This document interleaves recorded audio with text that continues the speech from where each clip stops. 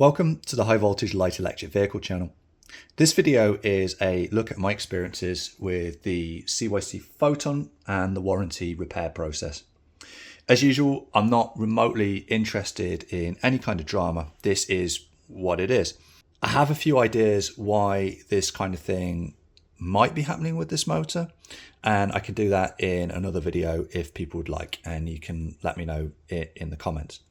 So about the beginning of October, my wife reported problems with the CYC Photon. It was cutting out power at random times and behaving strangely. I attempted to diagnose the problem with it, but I couldn't definitively point towards it being any one particular component.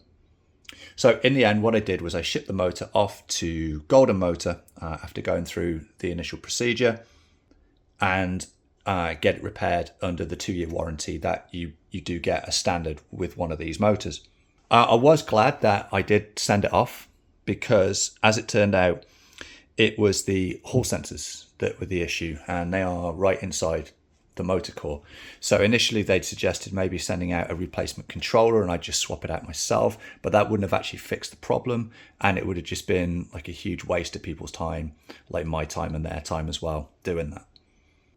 I must admit, I was a bit cheeky with the chainring down here because I was really struggling to get it shifted with this tool. And I did have a lot of tips from different viewers suggesting different things to remove it, which is really awesome. But in the end, I figured, screw it. I'm just going to send it all to Golden Motor and they can pull it off because they have a whole set of special tools that are used to take these motors apart with. And by doing that, then I don't have to risk scratching it up with this thing. And I do still find it hard to wrap my head around this tool being part of this motor kit because it just looks kind of out of place and a bit janky, really. By the sound of things, the tools that dealers get to repair these are pretty space age almost. It's not just me that is having trouble with this tool. This gentleman that you can see now on the video got super creative trying to shift his. It took him a long time. I don't think that you should have to do things like in this video right now if you just want to change out the gear ratio to something different with your chainring.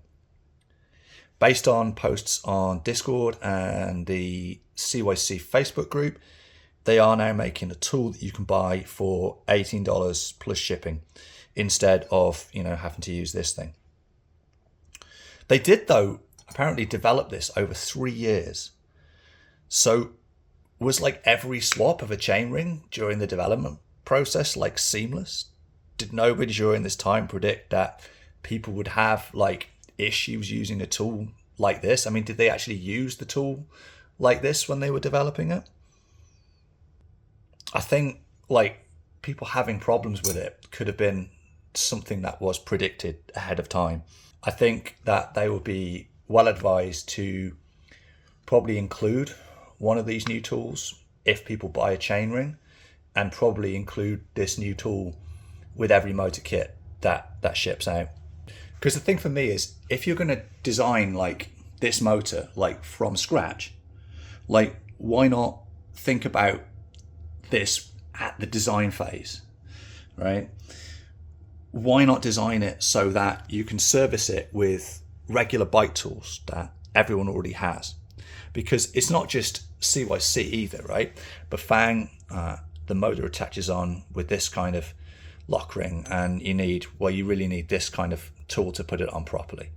And 2.7 use these lock rings, and again, you need this tool to put it on. The difference kind of with the 2.7 ones is that you can strike this tool with a hammer to break it free or tighten it up, and you can't really do that with this one because you'd be striking at an angle, and there's a high chance of these small contact area pins popping out, and then you're gouging up your chainring. And it's quite easy to gouge up this sort of aluminum type material and make it look horrible. All of these companies should really take note from Lecky, who make the One Nut, and that lets you use this park tool. I should say actually, the CYC, the opposite side that bolts the motor on, it does actually let you use this tool with a torque wrench. So for that part, it's good. It's just the rest of it, like the chainring, that doesn't let you use and forces you to use proprietary tools. I really think that the proprietary stuff should be avoided because it's better for the consumer, it's better for people servicing them, it's better for everybody. So anyway, the timeline for getting this motor back is about 6 weeks. And I know of people where it's taken longer than that, and I know of people where it's been like much quicker, like 2.5, 3 weeks. And some of that was me doing testing, and I think I sat on it for about 3 days before I shipped it. So that's not right. So say call it 5 weeks. So essentially, this motor has not been available for me to use for about 6 weeks, and for me, that's not particularly much of an issue. I was able to supply my wife with an alternative ride so she could get to work. In terms of cost, I'm out of pocket about $80 to ship it to Golden Motor. They covered the return shipping. In terms of time, by the time it is on the bike again, it's probably going to be about 6 to 8 hours spent on initial troubleshooting and emails, removing the motor, packing it and shipping, and then getting it installed back on the bike there. Like, I do have concerns about the long-term reliability of this motor now. I'm not the only person that's been having issues with it. If people are interested, I can do a bit of analysis on it. I'm not, strictly speaking, I'm not a qualified engineer, but I do look at things quite logically. So we can go over the various things that I think might be causing a problem, and we can have, an open discussion on here, online, and see what we can come up with. Based on the information I was able to gather, the failure rate on CYC motors, including this one, seems to be in the range of sort of 3 to 6%. The different standards of what is acceptable in terms of failure rate depends very much on the industry. So, for example, the aviation industry, it's virtually zero because of the consequences of, an airliner going down. In terms of land-based transport, it's generally less than 1%. So a 3 to 6% failure rate is pretty high.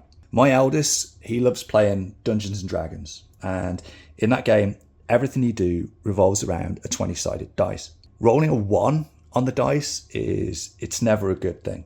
It pretty much means that you fail at whatever it was you were doing. It does kind of feel with the CYC Photon here that you're taking a D&D roll.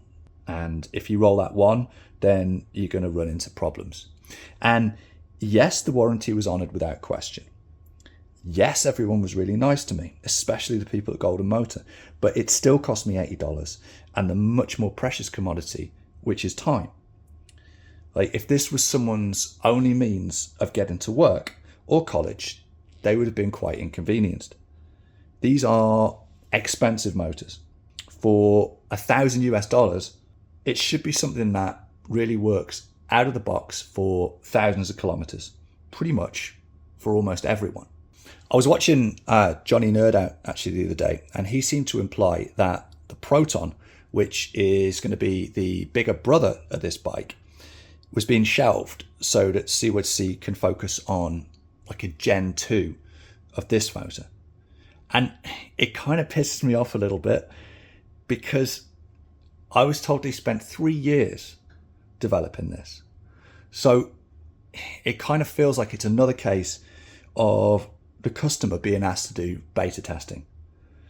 Right? I don't really think it's acceptable to use paying customers time and resources to test things for you, regardless of the warranty that's provided. At the end of the day, like, the time isn't being paid for. Like, if I give myself a wage, like even a modest wage in North America of like $25 an hour, right? I put in $200 of my time and $80 of postage plus $1,000 of the motor, right? That's more than $1.3 per kilometer that I've been able to travel so far, which is, it's not a great return on my investment. So I have this motor back now, and I hope it's now going to be reliable and last for thousands of kilometers. But my confidence has been dented somewhat in it. And I am concerned that some of the issues here are being caused by things that are baked into the design of the motor and that might actually be quite difficult to change. And if that is true, then, I could be right back in this situation, by spring. So going to get this back on the bike and we'll give it a good test, and hopefully everything is now going to be good to go. And if I can get to like 10,000 kilometers on this bike without any further issues, then I think my confidence in this motor as a whole is going to be much improved. I hope so, because when it's working, the torque sensor on it is really, really quite good. It's by far the best torque sensor of any of the DIY motors that I've tried. It's a far better torque sensor than the Bafang ones, right? I mean, from what I hear, it's up there with the very best that Bosch and things like that can do in terms of the feel of it. So anyway, I'll do that video, get it back together, and we'll have a ride round with it. Anyway, thanks for watching the channel, and a huge thanks to all the channel members, and I'll see you all in the next video. Cheers.